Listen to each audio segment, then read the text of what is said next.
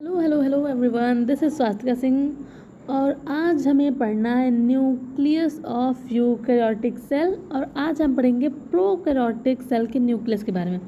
तो पहले मैं बता दूं कि अगर आपने मेरी पिछली वीडियोस को वॉच नहीं किया है, उन्हें नहीं देखा है, तो फटाफट से जाओ मेरी पिछली वीडियोस को देखो, तभी आपको ये वीडियो समझ में आएगी। और हाँ, मेरी पिछली वीडियोस देखो और जल्दी से फटाफट से शॉर्ट नोट्स बनाओ, जैसा कि मैं आपको नोट्स बनाकर भी देती हूँ और मैं उन्हें अच्छे से समझा भी देती हूँ ताकि आपको कोई दिक्कत ना हो।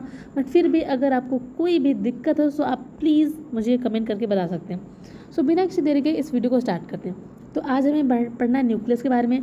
और न्यूक्लियस के बारे में पढ़ेंगे तो कौन कौन से न्यूक्लियस के बारे में, एज यू नो कि हम सबसे पहले यूकैरियोटिक न्यूक्लियस के बारे में पढ़ेंगे, यूकैरियोटिक क्रोमोसोम के बारे में पढ़ेंगे, फिर diameter of nucleus and DNA के बारे में पढ़ेंगे, वो भी यूकैरियोटिक के, ठीक है। फिर हम प्रोकैरियोट की बात करेंगे। So let's start. तो ठीक है, अब हम बात करते हैं न्यूक्लियस ऑफ यूकैरियोटिक सेल के बारे में। तो अगर हम बात करें, जैसे कि यूकैरियोट का मतलब होता है प्लांट और एनिमल, ठीक है। यूकैरियोट्स में आते हैं प्लांट्स और एनिमल, ठीक है। तो अगर हम बात करें यूकैरियोटिक सेल के बारे में, तो हर एक सेल में न्यूक्लियस होता है, एज यू नो। हमारे भी बॉडी के में जो सेल्स हैं उनमें भी न्यूक्लियस होता है। तो न्यूक्लियस के बाहर एक लेयर प्रेजेंट होती है जिसे हम बोलते हैं आउटर न्यूक्लियर मेम्ब्रेन, और उसके अंदर जो एक लेयर प्रेजेंट होती है उसे बोलते हैं इनर न्यूक्लियर मेम्ब्रेन। और इस न्यूक्लियस में जो फ्लूइड प्रेजेंट होता है उसको बोलते हैं न्यूक्लियोप्लाज्म। जैसे सेल के अंदर जो फ्लूइड प्रेजेंट होता है उसे साइटोप्लाज्म बोलते हैं, उसी तरह से सेल के उसी तरह से न्यूक्लियस के अंदर जो फ्लूइड प्रेजेंट है उसे न्यूक्लियोप्लाज्म बोलेंगे। और इसी न्यूक्लियोप्लाज्म में एक छोटा सा होता है न्यूक्लियोलस, और इसी न्यूक्लियोप्लाज्म में हमारा जेनेटिक मटेरियल स्टोर करने वाला क्रोमोसोम भी होता है, ठीक है। ऐसे नो कि क्रोमोसोम हमारे जेनेटिक मटेरियल को स्टोर करता है, तो ये भी हमारे न्यूक्लियस में होता है, ठीक है। अब बात करते हैं इस क्रोमोसोम की, तो यूकैरियोटिक क्रोमोसोम की बातें करते हैं, ठीक है। तो क्रोमोसोम मैंने जैसे कि पहले ही बता दिया, इसमें हमारा जेनेटिक मटेरियल होता है और हमारा जेनेटिक मटेरियल होता है डीएनए, ठीक है। तो क्रोमोसोम में डबल स्ट्रैंडेड लीनियर डीएनए होता है जो कि जेनेटिक मटेरियल है हमारा, ठीक है। तो इस क्रोमोसोम में डबल स्ट्रैंडेड लीनियर डीएनए होता है और इस क्रोमोसोम पे ये हिस्टोन प्रोटीन प्रेजेंट होते हैं, ठीक है। जैसा कि मैंने आपको दिखा भी दिया है कि ब्लू कलर से जो मैंने सर्कल किया है वो है हिस्टोन प्रोटीन। तो यूकैरियोटिक क्रोमोसोम में double stranded linear DNA present होता है और हिस्टोन प्रोटीन प्रेजेंट होता है जिसका नेचर बेसिक होता है और ये पैकेजिंग में बहुत हेल्प करता है, ठीक है। डीएनए की पैकेजिंग में हेल्प करता है क्रोमोसोम के अंदर। अब कुछ लोग सोच रहे होंगे कि डीएनए को ऐसे पैक करने की क्या ज़रूरत है जब वो ऑलरेडी क्रोमोसोम के अंदर है।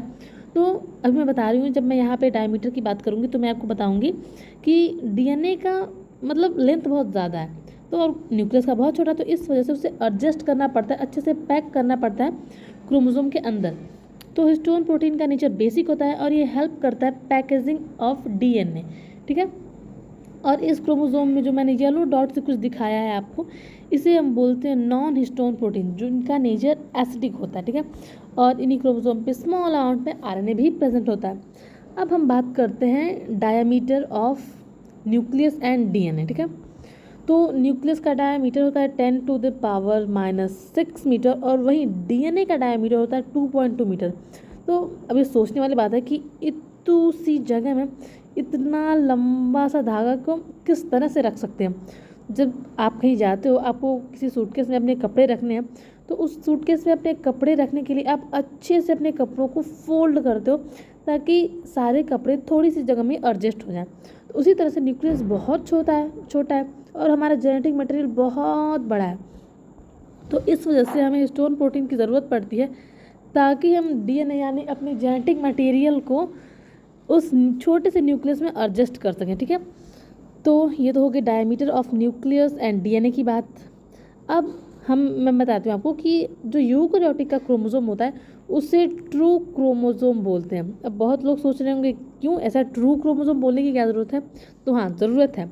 हम ट्रू क्रोमोसोम तभी बोलते हैं किसी को जब उस ट्रू क्रोमोसोम में यानी कि उस क्रोमोसोम में जेनेटिक मटेरियल प्रेजेंट हो। डजेंट मैटर कि वो जेनेटिक मटेरियल डबल स्ट्रैंडेड है, सिंगल स्ट्रैंडेड है, लीनियर है, सर्कुलर है, कैसा भी है, बट वो जेनेटिक मटेरियल होना चाहिए उस ऑर्गेनिज्म का। तो सबसे पहले ट्रू क्रोमोसोम होने के लिए उसमें जेनेटिक मटेरियल होना चाहिए और उसमें हिस्टोन प्रोटीन भी होना चाहिए, बट एक कंडीशन है कि हिस्टोन प्रोटीन का नेचर बेसिक होना चाहिए, ठीक है, और उसमें नॉन हिस्टोन प्रोटीन का नेचर एसिडिक होना चाहिए। जैसे कि मैंने यहाँ पे नोट भी कर दिया है, आप इसे लिख सकते हो कि ट्रू क्रोमोसोम के अंदर जेनेटिक मटेरियल होना चाहिए, हिस्टोन प्रोटीन होना चाहिए जिसका नेचर बेसिक हो, और नॉन हिस्टोन प्रोटीन होना चाहिए जिसका नेचर एसिडिक हो, ठीक है। सो अब हम बात करते हैं nucleus of prokaryotic cell. Prokaryotic में जैसे कि बैक्टीरिया, अमीबा, प्रोटोजोआ, ये सारे प्रोकैरियोटिक्स होते हैं, ठीक है। तो अगर इनके न्यूक्लियस की बात करें तो इनके न्यूक्लियस में न्यूक्लियर मेम्ब्रेन और न्यूक्लियोलस एब्सेंट होता है। न्यूक्लियर मेम्ब्रेन क्या, अगर न्यूक्लियर मेम्ब्रेन आपको नहीं पता कि क्या होता है, न्यूक्लियोलस क्या होता है, तो फटाफट से 2 सेकेंड वीडियो पीछे करो। और मैंने यूकैरियोटिक न्यूक्लियस जब मैं पढ़ा रही थी तो उसमें मैंने बताया है कि न्यूक्लियर मेम्ब्रेन क्या होता है, न्यूक्लियोलस क्या होता है, कहाँ पे प्रेजेंट होता है। तो फिलहाल बात करते हैं प्रोकैरियोटिक सेल के न्यूक्लियस के बारे में।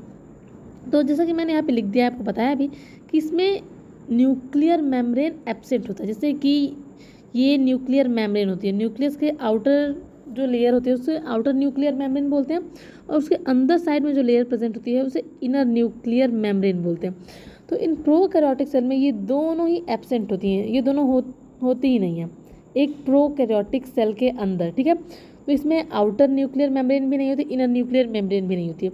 और आपने देखा होगा कि उस न्यूक्लियस के बीच में एक न्यूक्लियोलस था, तो वो न्यूक्लियोलस भी इसमें नहीं होता है, ठीक है। और इसमें वेल डिफाइंड न्यूक्लियस नहीं होता है।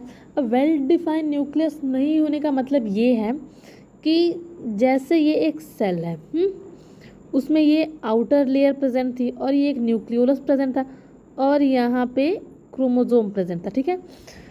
थोड़ा रफ डायग्राम है बट आप थोड़ा रिलेट करो।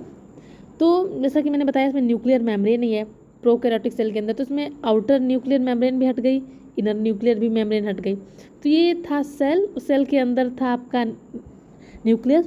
तो दोनों जब आउटर न्यूक्लियर मेम्ब्रेन हट गया तो, और यहाँ पे जैसा कि मैंने लिखा है कि न्यूक्लियोलस भी एब्सेंट होता है, तो ये जो क्रोमोसोम है ये अब साइटोप्लाज्म में आ गया। तो मैं ज़रा इसको इरेज कर देती हूँ ताकि आपको अच्छे से विजुअल हो सके। तो यहाँ पे मैंने लिखा है न्यूक्लियर मेम्ब्रेन एब्सेंट है, न्यूक्लियोलस एब्सेंट है। तो इसका साफ मतलब ये है कि इसमें वेल डिफाइंड न्यूक्लियस एब्सेंट होता है। अब क्रोमोसोम तो न्यूक्लियस में ही होता है, लेकिन जब इसमें न्यूक्लियस की दोनों आउटर लेयर ही प्रेजेंट नहीं है तो हम ये बोल सकते हैं कि न्यूक्लियस है बट वो वेल डिफाइंड नहीं है। और हम ये बोल सकते हैं कि इसमें फॉल्स न्यूक्लियस प्रेजेंट है। अब इन दोनों लाइन को में अगर आपको थोड़ी दिक्कत हो रही है तो हाँ, ये दोनों लाइन आपको याद करनी पड़ेगी क्योंकि दोनों एनसीईआरटी की लाइन है, इस वजह से मैंने यहाँ पे मतलब नोट कर दिया, आप लिख सकते हो।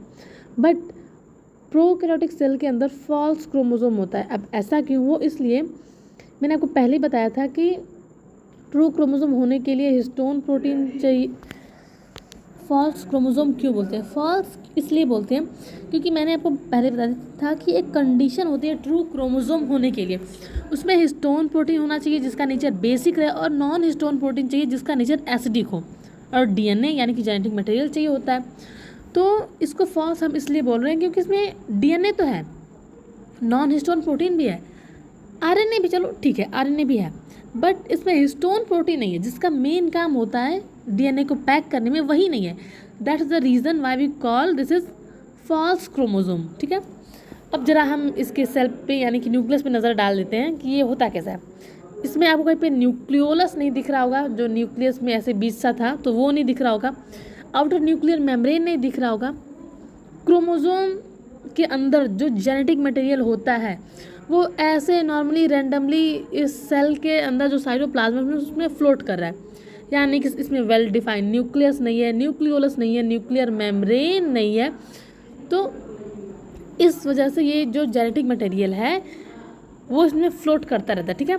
तो ये रहा आपका जेनेटिक मटेरियल डबल स्ट्रैंडेड। और मैं बता दूं कि प्रोकैरियोटिक सेल के अंदर सिंगल यानी कि एक ही जेनेटिक मटेरियल रहेगा, ऐसा नहीं कि बस एक लाइन का रहेगा, नहीं, स्ट्रैंड तो उसमें डबल ही रहेगा जैसे कि मैंने यहाँ पे नोटिस किया, बट एक ही रहेगा, ठीक है।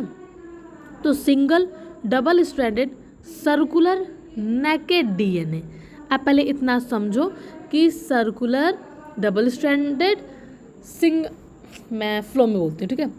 तो प्रोकैरियोटिक के न्यूक्लियस के अंदर single double stranded circular DNA होता है, ठीक है, क्लियर। अब वो डीएनए नेकेड होता है, नेकेड इन द सेंस इसलिए उसको नेकेड बोलते हैं क्योंकि उसमें हिस्टोन प्रोटीन नहीं प्रेजेंट होता है। जैसे कि मैंने आपको यहीं पे बताया था कि इसी वजह से उसको फॉल्स क्रोमोसोम भी बोलते हैं, क्योंकि उसमें हिस्टोन प्रोटीन प्रेजेंट नहीं है।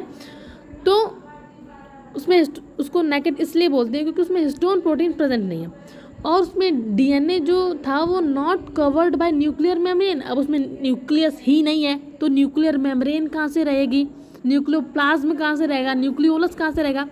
तो वो डीएनए जो होता है वो न्यूक्लियर मेम्ब्रेन से कवर भी नहीं होता है, बट वो प्रेजेंट होता है साइटोप्लाज्म में, यानी कि जेनेटिक मटेरियल जो है जिसे न्यूक्लियस के अंदर रहना चाहिए वो उसके अंदर नहीं है, और वो रैंडमली साइटोप्लाज्म में फ्लोट कर रहा है, उसके आउटर साइड में कोई भी न्यूक्लियर मेम्ब्रेन नहीं है। दैट्स द रीज़न उसे नेकेड डीएनए बोलते हैं और उसे फॉल्स क्रोमोसोम बोलते हैं। आई होप इतना आपको क्लियर हुआ होगा, तो आप फटाफट से यहाँ तक नोट करें, और इतना मैं कल की वीडियो में बताऊँगी, ठीक है। सो अगर आपको ये वीडियो पसंद आई हो तो प्लीज़ वीडियो को लाइक करें, सब्सक्राइब करें चैनल को, और अगर ये वीडियो आपके लिए हेल्पफुल थी तो प्लीज़ कमेंट सेक्शन में ज़रूर बताएं, ठीक है। Thanks for watching.